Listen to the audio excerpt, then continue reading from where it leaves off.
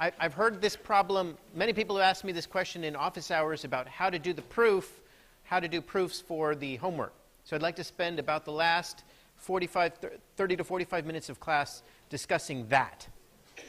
Here's what I want to do. In the last 20 minutes, 30 minutes of class, I want to explain what we've been doing in the last 3 lectures and how that affects what you're doing on your homework. For the first 16 lectures of the class, we have been hammering home this idea that you solve a problem A by solving a smaller version of problem A.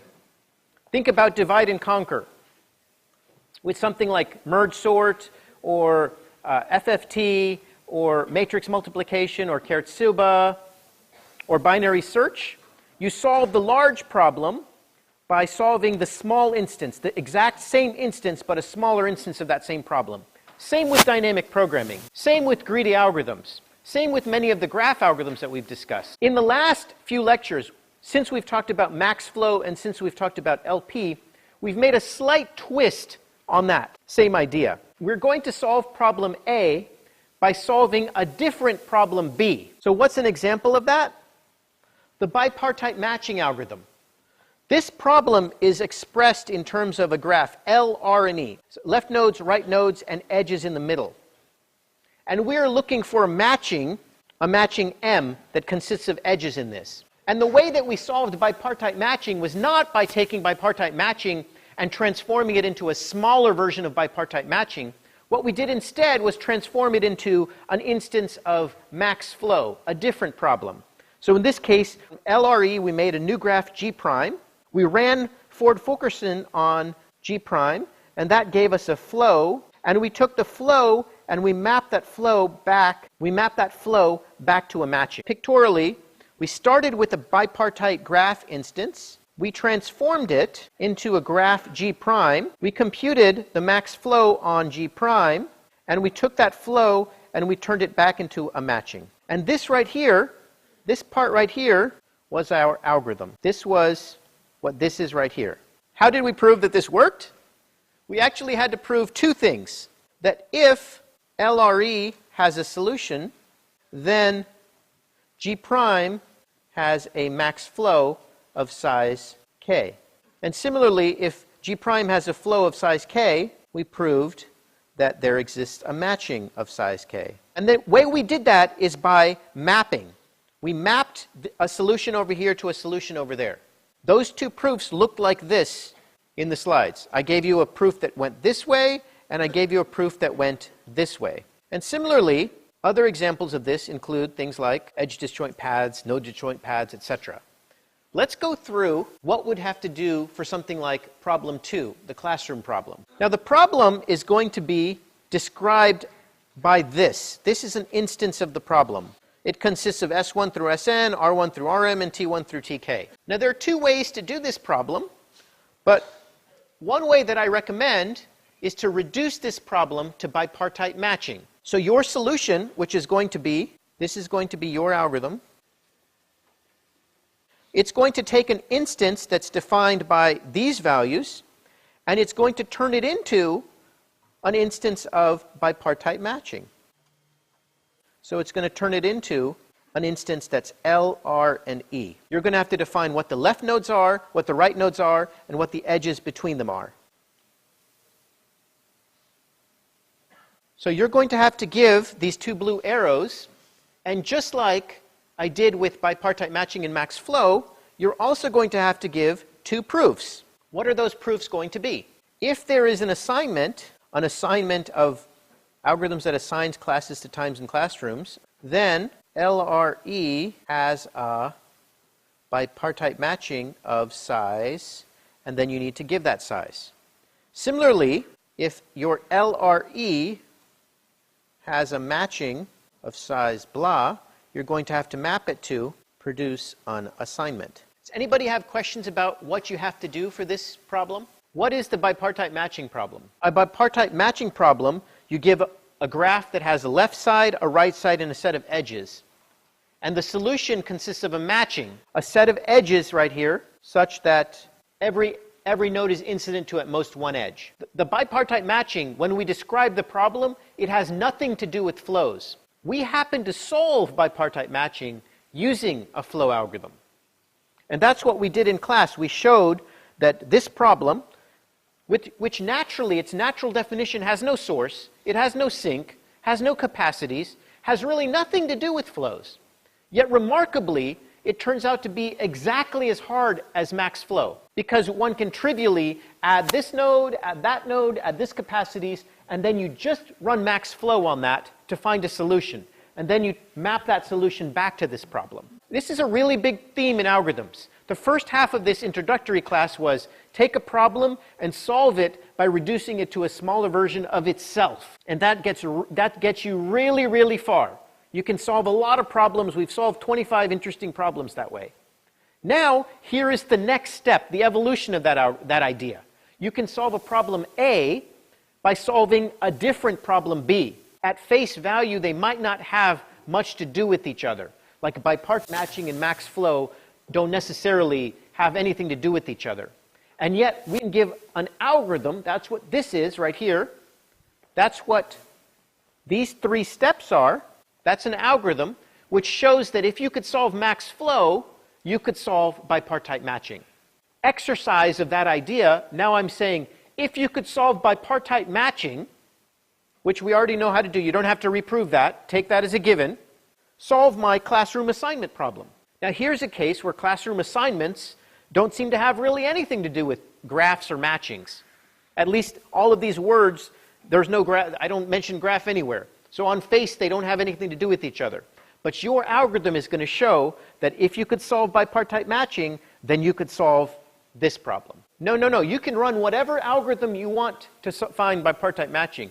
Now in your head, you're going to run max flow, but you're going to run whatever your algorithm you're going to get, and it's going to come up with an answer, and you're going to take that answer, and you're going to show, here's how I map that answer exactly to an assignment of classrooms to times. Now your second problem, the tiling problem, it's going to be exactly the same format. You're going to be given a tiling.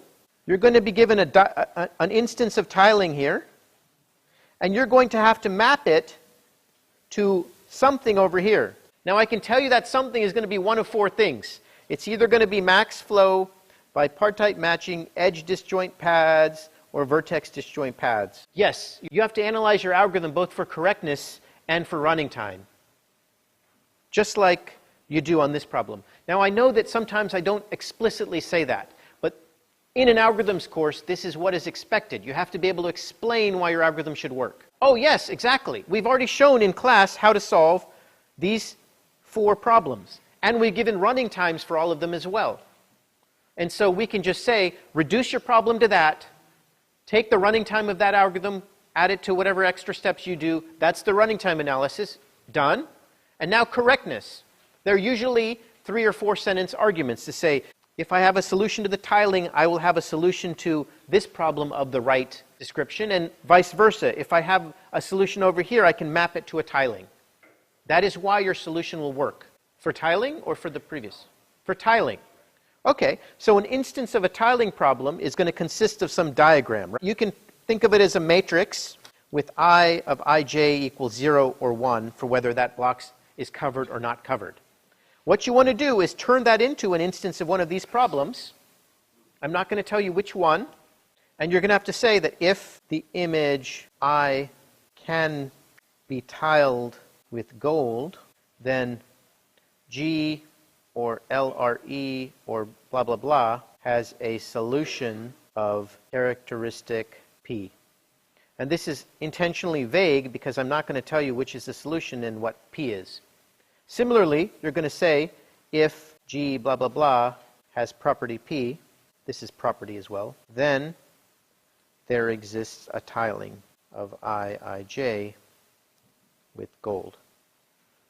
So for example, I'm not saying this is the answer.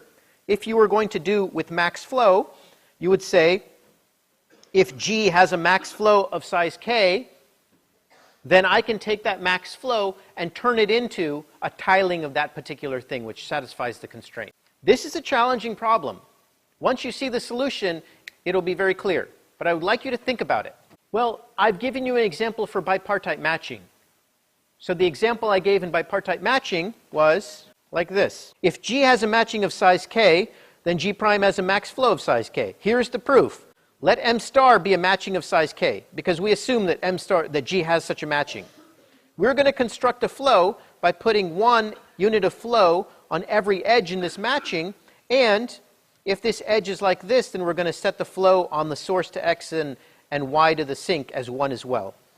Then we're going to argue that F satisfies the capacity constraint, the flow constraint, and this constraint. That's what that argument has to be.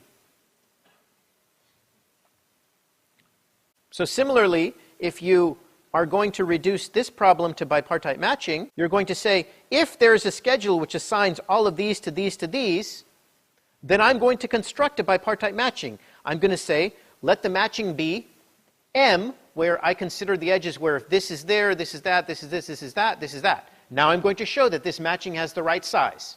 Done. That can be done in 3 sentences. In the opposite direction, you can similarly say, if I have a matching of this size, then I'm going to take the edge between this and schedule this room in this time at this time. So yes, the answer is that these proofs can be 4 or 5 sentences long.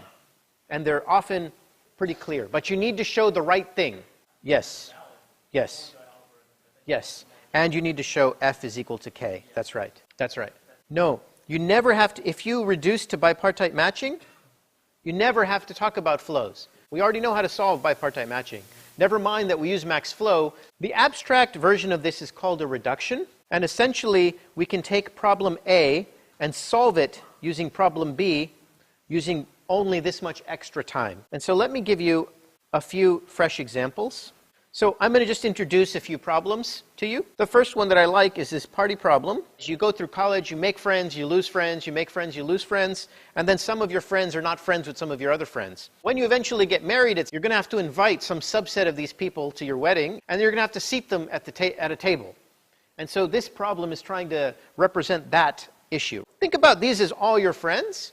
And think about putting an edge between any 2 friends that don't get along. So you might actually have a set of chain right here where like these 2 don't get along, this one doesn't get along, but these 2 do get along, and these 2 don't get along. Similarly, you might have some set of conflicts. And now, when you're throwing a party and you want to seat people together at a table, what you'd like to do is make sure that you don't put any people that have conflicts at the same table. Of course, you want to put as many people as you can at the table, because you don't want to have empty seats at a table. But you wouldn't want to put, for example, these 2 people at the same table. Rather, maybe you can put this person at the table, this person, and now you can't put this one, and this one. So in this case, maybe you can put 1, 2, 3, 4, 5. There might be a better way of picking the set of people that can sit at your table.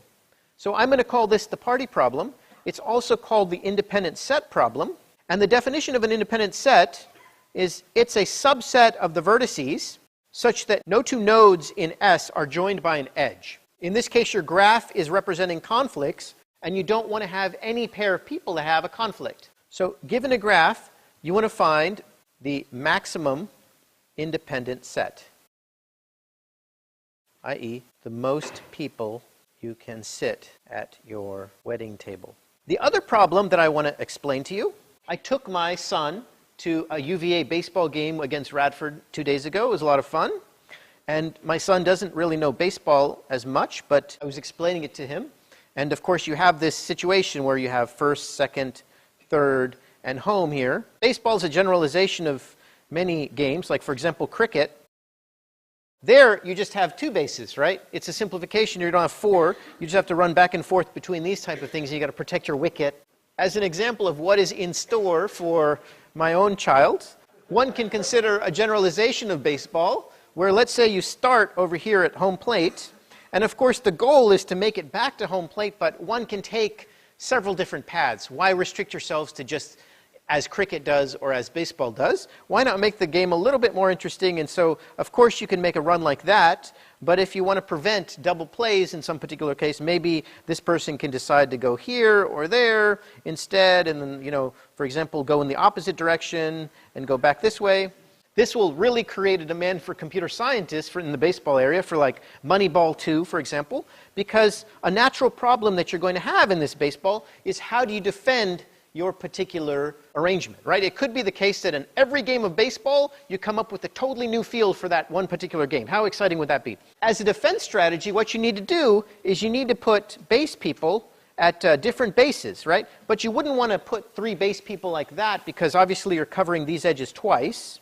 What you'd like to do is come up with a strategy for covering the bases which cover every single edge of this graph, but use as few defenders as possible. So this problem is called the vertex cover problem, and it is a set of nodes such that for each edge, either x is in, it's a set of nodes S, either x is in S or y is in S.